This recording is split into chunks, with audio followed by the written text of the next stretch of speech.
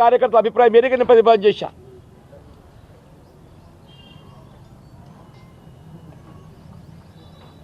నిజంగానే నా ప్రతిపాదన పట్ల మీకు ఏమైనా భిన్నాభిప్రాయం ఉన్నట్టయితే అదైనా డీసీసీ ప్రెసిడెంట్, అదే లోకల్ ఇన్ఛార్జ్, లోకల్ మినిస్టర్, మీరు ఇక్కడ కాంగ్రెస్ కార్యకర్తల సమావేశం ఏర్పాటు చేసుకొని కాంగ్రెస్ కార్యకర్తల ఆలోచన మేరకు నిర్ణయం మార్పులు చేర్పులు చేయాలి. Definitely you have right. అది వదిలేదైతుందో బీఆర్ఎస్ ఎమ్మెల్యేని కూర్చుని పెట్టుకొని బీఆర్ఎస్ ఎమ్మెల్యే స్క్రూటినీ చేయించి బీఆర్ఎస్ ఎమ్మెల్యే చేసిన ప్రతిపాదనకు అనుగుణంగా మీరు మున్సిపల్ కౌన్సిలర్ల అభ్యర్థిత్వాలను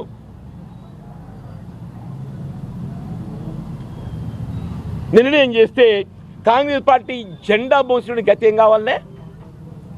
కాంగ్రెస్ పార్టీ జెండా మోసినుడి గతి ఏం కావాలంటూ నేను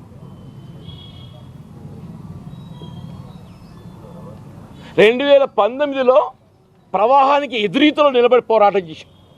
2019 మున్సిపల్ ఎన్నికల్లో ప్రవాహానికి ఎదురీత. ఇవాళ ప్రవాహానికి అనుగుణంగా అంటే ఏదైతుందో ప్రవాహానికి అనుగుణంగా మనం ఈదడం ఏదైతుందో సులువు, అది ఎదురీత.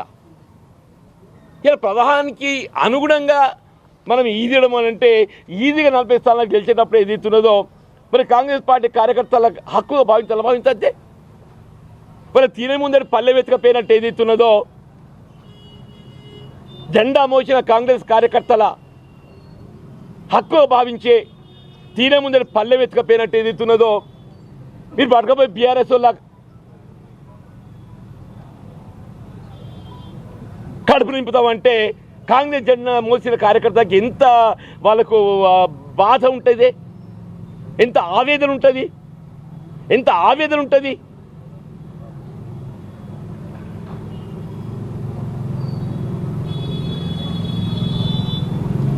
మరి ఎవరిని ఏ విధంగా ఓదార్పు చేయాలి? నేను పిల్లోడు ఏదైతున్నదో పెట్రోల్ పోసుకుని ఆత్మహత్య చేసుకునే ప్రయత్నం చేయబోయిండే.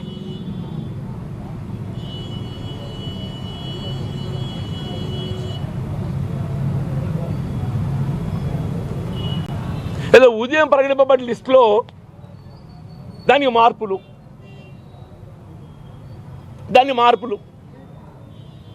నాకు ఇది ఆశ్చర్యమే అంటున్నాను నేను. ఇప్పుడు మీరు అడిగినట్టయితే అసలు ఇప్పుడు ఎవరు కాంగ్రెస్ పార్టీ అభ్యర్థులు మున్సిపల్ కమిషనర్ గారు దాని ఎలక్షన్ ఆఫీసర్ ప్రకటిస్తేనే కానీ తెలిసి రాదు. ఎలక్షన్ ఆఫీసర్ ప్రకటిస్తేనే కానీ ఎవరు కాంగ్రెస్ పార్టీ అభ్యర్థులు తెలిసి వచ్చే పరిస్థితి కనపడటం లేదే. అంటే మార్పులు చేర్పులు అని చెప్పంటూ నేను